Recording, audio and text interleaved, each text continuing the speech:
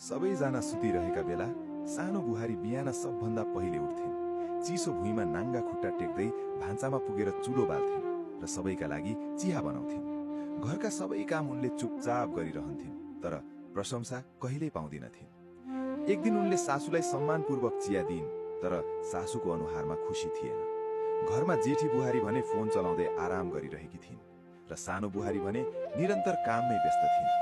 त्यही बेला सानो बुहारीलाई फोन आयो। उनकी आमा गम्भीर बिरामी भएको खबर आयो र त्यो सुन्न साथ उनका आँखाबाट आँसु बग्न थाले।